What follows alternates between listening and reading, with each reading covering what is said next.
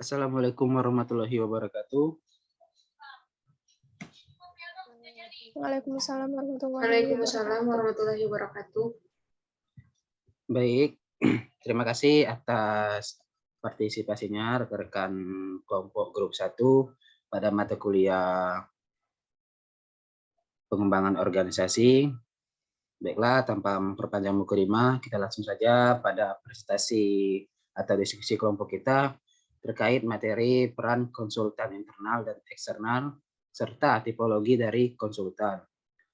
Baik, selanjutnya yaitu tak lengkap bila kita tidak memperkenalkan diri terlebih dahulu.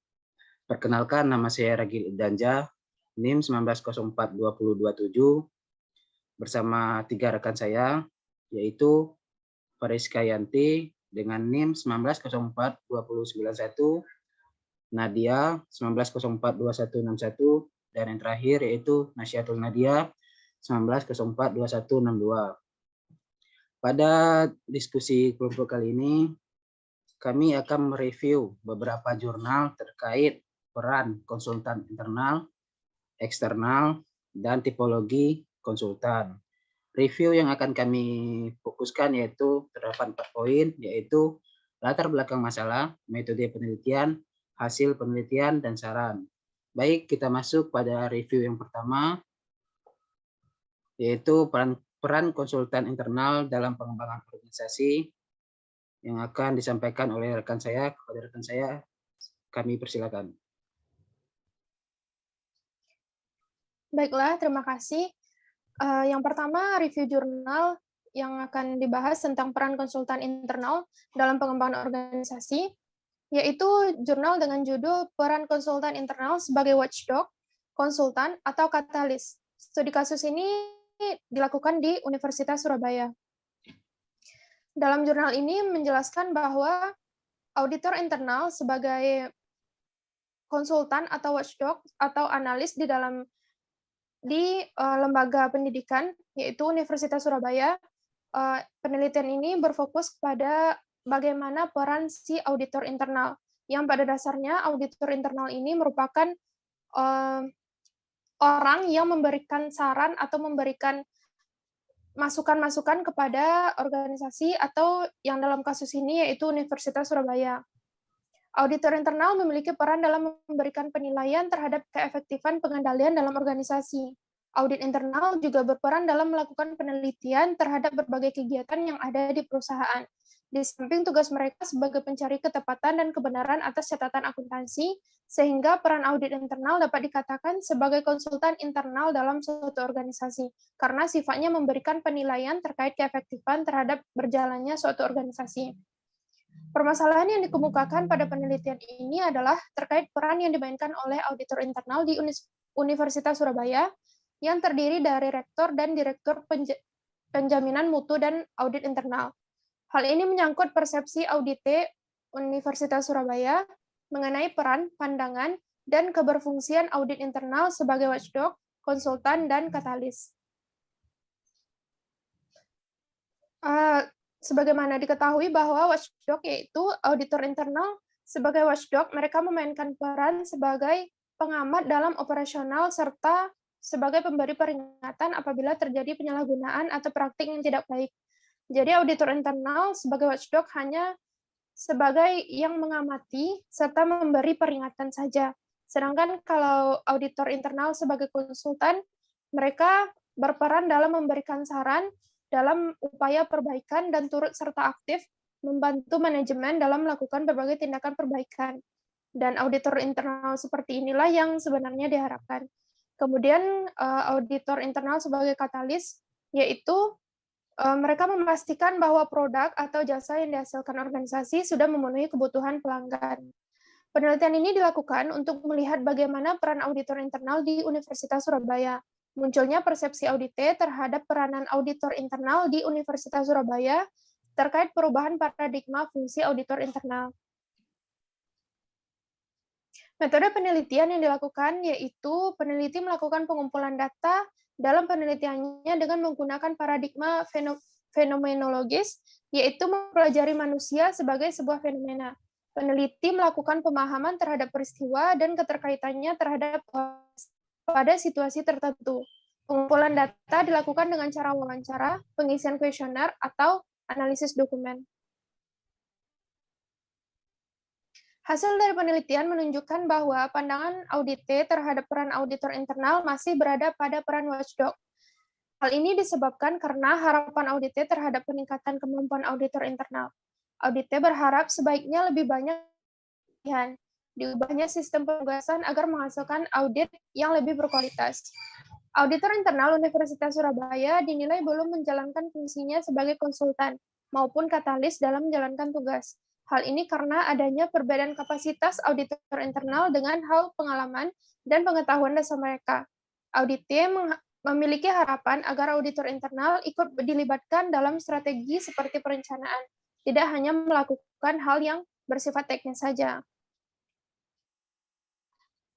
Berikutnya, saran dari penelitian ini yaitu keterbatasan peneliti dalam melakukan penelitiannya seperti dalam ruang lingkup penelitian yang hanya membahas tentang persepsi audit terhadap auditor internal di tingkat fakultas bisnis dan ekonomika.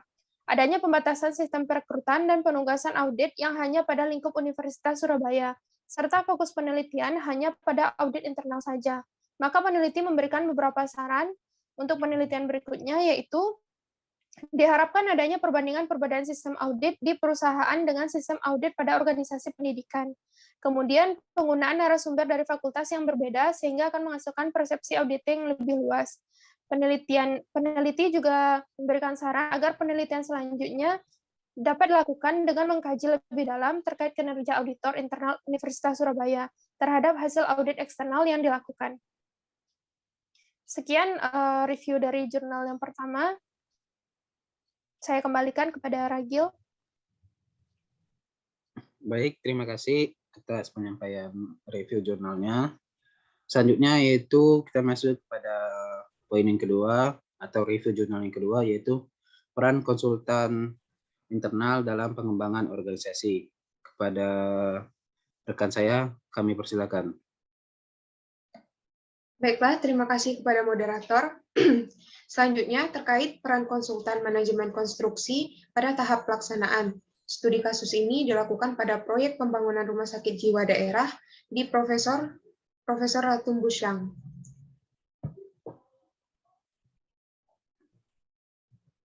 Yang pertama, latar belakang masalah. Proyek konstruksi merupakan rangkaian kegiatan yang saling berhubungan antara satu dengan yang lainnya yang melakukan tenaga profesional untuk mencapai tujuan tertentu, yaitu berupa konstruksi atau bangunan dengan biaya yang telah ditentukan. Dikarenakan proyek ini saling berhubungan antara satu dengan yang lainnya, secara tidak langsung dapat kita pahami bahwa proyek konstruksi melibatkan banyak pihak atau tenaga profesional yang memang sudah ahli pada bidangnya masing-masing. Karena banyaknya pihak yang terlibat pada proyek konstruksi ini, maka risiko terjadinya pertikaian atau konflik antara pihak yang ada di dalam proyek tersebut cukup tinggi. Oleh karena itu, dibutuhkanlah jasa dari konsultan manajemen konstruksi untuk mengatur jalannya proyek, mulai dari tahap perencanaan hingga tahap sesudah pelaksanaan. Kemudian, dibutuhkannya peran konsultan ini didasarkan atas latar belakang pemilik proyek yang tidak sepenuhnya memiliki sumber daya manusia yang kompeten maupun waktu yang cukup untuk mengelola. Untuk itu, peneliti tertarik melakukan penelitian terkait peranan konsultan manajemen konstruksi pada tahap pelaksanaan proyek pembangunan rumah sakit jiwa daerah Profesor Ratum Busyang. Perlu ditekankan kembali bahwa penelitian ini hanya meneliti proyek konstruksi pada tahap pelaksanaan saja. Metode penelitian yang digunakan adalah studi literatur. Kemudian terkait pengumpulan data primer melalui wawancara dan survei lapangan. Dan terakhir pengumpulan data sekunder, analisis data, dan kesimpulan beserta saran. Hasil penelitian menunjukkan bahwa pada tahap pelaksanaan pembangunan rumah sakit jiwa daerah Profesor Ratum Busyang, konsultan manajemen konstruksi PT Artefak Arkindo telah menjalankan sebagian besar peran mereka dengan cukup baik, terutama dalam koordinasi antar pihak. Pernyataan hasil ini didukung dengan adanya hal-hal berikut. Yang pertama, konsultan telah berkoordinir dan memberikan arahan kepada pihak-pihak yang terlibat di dalam proyek. Yang kedua, konsultan manajemen konstruksi atau disingkat dengan KMK telah melakukan pengawasan pekerjaan di lapangan.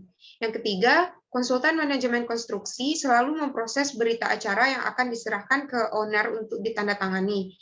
Yang keempat, jika ada kendala dalam fasilitas pendukung, maka konsultan manajemen konstruksi dengan sigap akan menindaklanjuti berdasarkan evaluasi teknis. Yang kelima, konsultan manajemen konstruksi telah memberikan persetujuan terhadap pengadaan gambar kerja atau shop drawing. Yang keenam, konsultan manajemen konstruksi telah mengontrol kualitas tenaga kerja, material, dan peralatan dari kontraktor. Yang ketujuh, konsultan manajemen konstruksi ikut menyusun dan memantau penerapan K3 atau keselamatan dan kesehatan kerja dan serta protokol COVID-19. Yang kedelapan, KMK telah menjalankan perannya untuk memeriksa laporan secara berkala. Yang kesembilan, konsultan telah memproses pembayaran kontraktor. Yang kesepuluh, jika ada tambahan kerja dari owner, konsultan akan menerapkan sistem anggaran berimbang sehingga pada hasil akhir pekerjaan yang dilakukan pekerja akan tetap sesuai dengan nilai kontrak awal. Yang ke-11, konsultan telah melakukan kewajibannya untuk memeriksa hasil kerja kontraktor. Kemudian, jika ada yang tidak sesuai, konsultan akan memberikan tuntutan lewat side memo kepada kontraktor. Yang ke-12 adalah konsultan menginstruksikan kepada kontraktor untuk membuat gambar rekaman akhir yang sesuai dengan kondisi lapangan terbaru. Kemudian, konsultan juga telah menjalankan peranannya untuk mengatasi kendala-kendala yang ada dalam tahapan pelaksanaan pembangunan rumah sakit. Ini dibuktikan dengan konsultan yang telah mengarahkan kontraktor untuk menjembatani penyelesaian masalah internal antara pekerja. Kemudian, adanya tindakan langsung dari konsultan saat mengetahui ekskavator yang rusak, dengan cara menghubungi kontraktor. Namun, satu hal yang masih perlu dievaluasi kembali yaitu mengenai penerapan K3 dalam proyek ini yang belum optimal. Padahal penerapan K3 merupakan salah satu hal yang sangat penting dalam pembahasan lingkungan kerja. Terakhir, bagian saran. Penulis menyarankan konsultan manajemen konstruksi untuk kedepannya lebih ketat lagi dalam hal penerapan K3 di lapangan kerja. Kemudian, konsultan perlu membangun komunikasi yang lebih konstruktif dengan para tenaga kerja. Adanya komunikasi dua arah yang sehat antara konsultan dan pekerja bisa menjadi bagian penting dalam terwujudnya kesadaran akan keselamatan kerja. Saran yang terakhir adalah diterapkannya pemberian sanksi terhadap pengabaian pemakaian APD. Harus lebih dipertegas demi keselamatan dan kesehatan para tenaga kerja. Baiklah, sekian dari saya kembalikan kepada moderator. Baik, terima kasih kepada Saudari Nasyatul Nadia yang telah membacakan review materi yang kedua. Oke, lanjut ke review jurnal ketiga, yaitu peran konsultan eksternal dalam pengembangan organisasi. Dipersilakan untuk rekan saya untuk memaparkan reviewnya. Baiklah, saya Faiz Kayanti di sini akan menjelaskan tentang bagian ketiga, yaitu tentang peran konsultan eksternal dalam pengembangan organisasi, yang dimana studi kasusnya yaitu tentang analisis peranan konsultan pajak terhadap kepatuhan wajib pajak dalam memenuhi kewajiban perpajakan yang dilakukan pada salah satu perusahaan yang berada di Kota Padang. Latar belakang masalahnya di sini yaitu di mana kepatuhan perpajakan merupakan masalah yang hampir dialami oleh semua negara yang menggunakan sistem perpajakan, baik itu pada negara berkembang maupun negara maju. Kepatuhan wajib pajak harus mendapatkan perhatian yang lebih bagi suatu negara, karena pajak memiliki peran yang besar terhadap sumber utama penerima negara. Lalu masalah kepatuhan wajib pajak ini merupakan masalah utama dalam suatu negara. Jika tingkat kepatuhan dalam suatu negara rendah, maka akan muncul tindakan penghindaran, penyelundupan, serta kelalaian pajak yang dapat merugikan negara itu sendiri. Sehingga dengan adanya penelitian ini diharapkan dapat mengetahui apakah konsultan pajak memiliki pengaruh terhadap kepatuhan wajib pajak dalam memenuhi tanggung jawab perpajakan. Lalu tujuan dari penelitian ini secara khusus yaitu untuk menyelidiki apakah ada hubungan antara saran yang ditawarkan oleh konsultan pajak dengan sikap kepatuhan wajib pajak terkait pembayaran pajak, pemerintahan literatur kepatuhan pajak mengungkapkan kurangnya perhatian penelitian mengenai dampak para konsultan pajak terhadap perilaku kepatuhan. Kemudian peneliti juga ingin meneliti kembali faktor-faktor yang mempengaruhi kepatuhan wajib pajak. Lalu selanjutnya itu metode penelitian yang dipakai dalam penelitian ini yaitu penelitian kualitatif. Dan terdapat dua jenis data pada penelitian ini, yaitu data primer dan data sekunder. Data primer yang itu yang digunakan pada penelitian ini didapatkan dari hasil wawancara yang dilakukan dengan informan, sementara data sekunder yang digunakan pada penelitian ini diperoleh dari website resmi Direktorat Jenderal Pajak.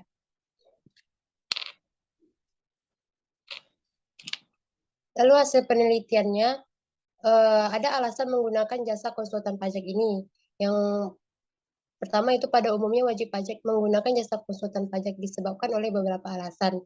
Di antaranya yaitu adanya kurangnya pengetahuan pihak terkait terhadap segala peraturan perpajakan, lalu peraturan perpajakan yang rumit dan berbelit-belit agar terhindar dari sanksi perpajakan dan ingin lebih fokus dalam melakukan kegiatan atau kemajuan perusahaan, serta alasan-alasan lainnya dalam rangka mencapai kepatuhan perusahaan dalam kan. Lalu perusahaan menggunakan jasa konsultan pajak ini agar dapat memudahkan perusahaan dalam mengurus kewajiban perpajakan, sehingga perusahaan dapat lebih fokus untuk kegiatan lain. Dengan adanya konsultan pajak, perusahaan tetap dapat melanjutkan tugasnya, terutama dalam hal pajak, karena ada konsultan pajak yang membantu sehingga semuanya berjalan lebih efektif dan efisien. Lalu sistem perpajakan di Indonesia mempunyai peraturan yang cukup kompleks. Tidak hanya peraturan perpajakan Indonesia juga cenderung berubah-berubah serta kurangnya optimalnya sosialisasi dari otoritas perpajakan kepada wajib pajak membuat wajib pajak memerlukan bantuan pihak lain dalam menjalankan kewajiban perpajakannya. Peraturan pajak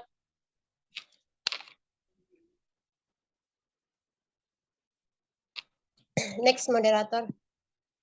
Lalu selanjutnya di antara tipe konsultan pajak honest konsultan dan question konsultan, wajib pajak ini cenderung lebih banyak memilih untuk menggunakan jasa konsultan pajak dengan tipe honest konsultan. Dikarenakan wajib pajak lebih memilih untuk bersikap jujur dan terbuka dalam hal perpajakan. Pada umumnya mereka berpendapat bahwa jika memilih untuk memperkecil jumlah pajak yang akan dibayar itu tidak akan memberikan keuntungan yang besar dan tidak jauh berbeda jika harus membayar pajak dengan jumlah yang sebenarnya. Selain itu, alasan mereka memutuskan untuk menggunakan jasa konsultan pajak adalah untuk membantu mereka dalam mengurus segala macam kegiatan perpajakan. Oleh karena itu, mereka cenderung untuk lebih memilih konsultan pajak dengan tipe honest konsultan. Lalu saran dari penelitian studi kasus ini yaitu dari hasil wawancara semua wajib pajak lebih memilih saran konsultan pajak yang konservatif. Hal ini dikarenakan wajib pajak lebih menginginkan untuk bersikap jujur dalam perpajakan dan lebih ingin mempertahankan serta mempercayai konsultan pajak yang cenderung memberikan saran konservatif. Dan jika ada saran yang bersifat konservatif dari konsultan pajak yang mungkin tidak bisa diterima oleh wajib pajak, maka wajib pajak tersebut lebih cenderung untuk mendiskusikannya dengan konsultan tanpa harus mengganti dengan konsultan pajak yang baru, karena mereka telah mempercayai konsultan pajak yang cenderung memberikan saran konservatif daripada konsultan pajak yang cenderung memberikan saran untuk melakukan penghindaran perpajakan. Baiklah, sekian penjelasan dari saya kembalikan kepada Ragil.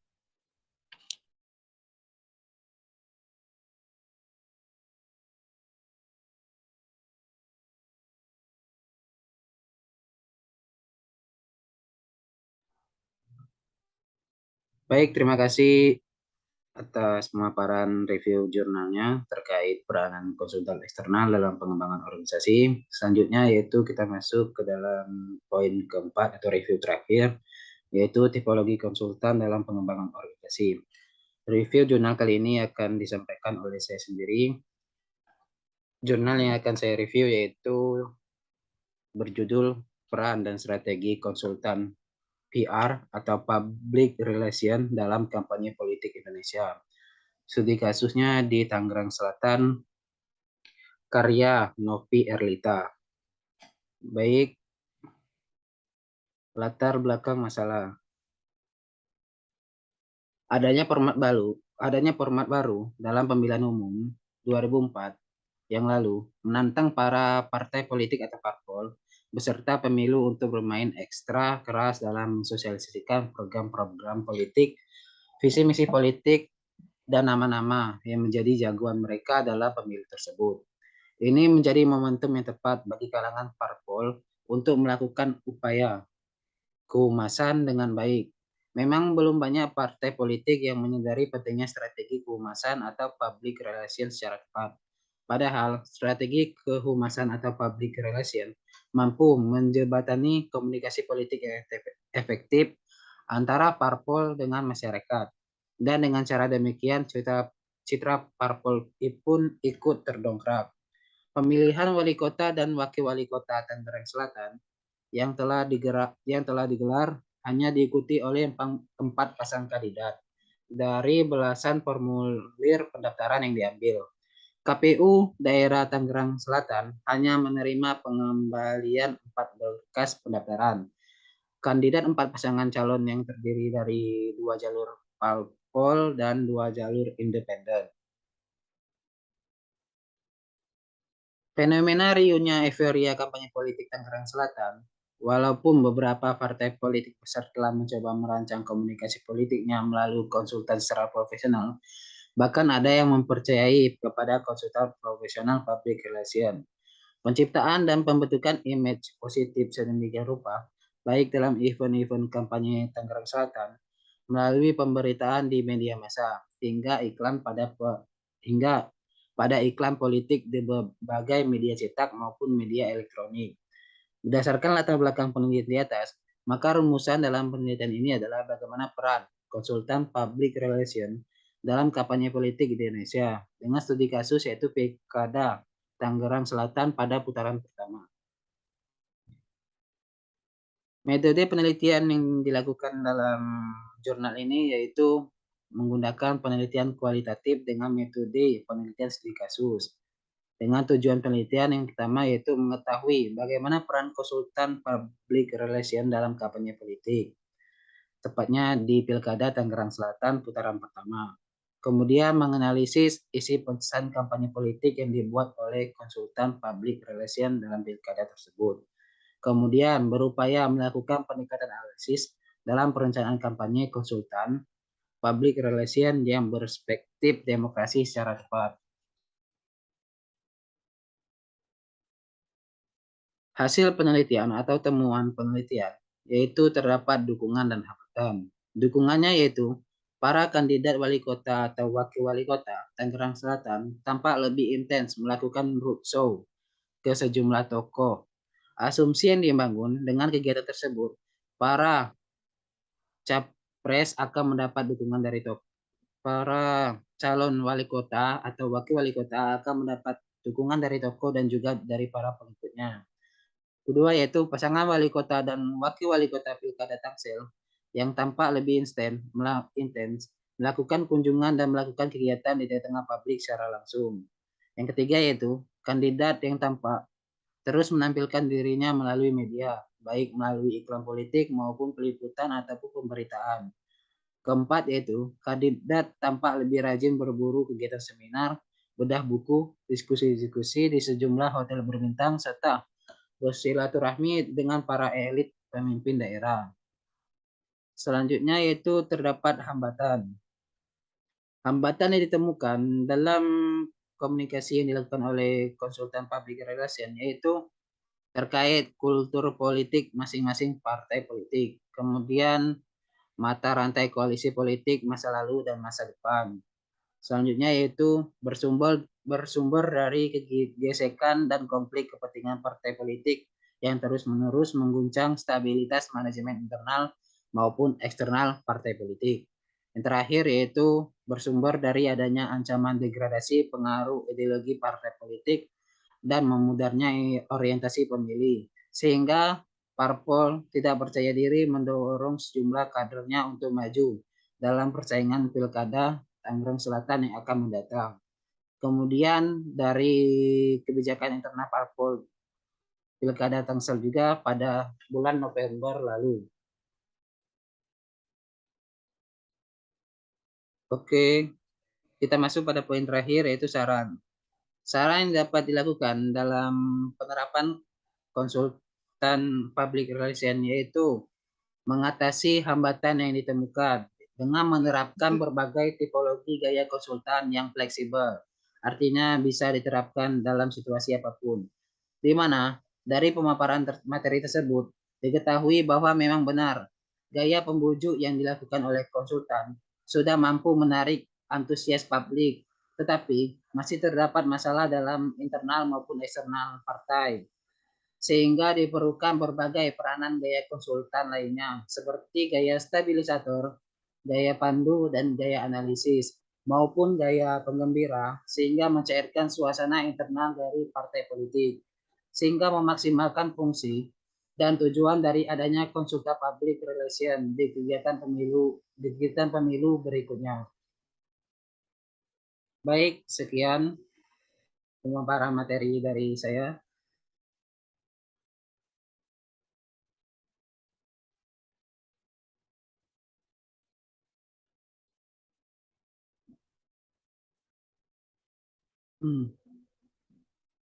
Dengan berakhirnya pemaparan review jurnal dari saya, maka berakhir pula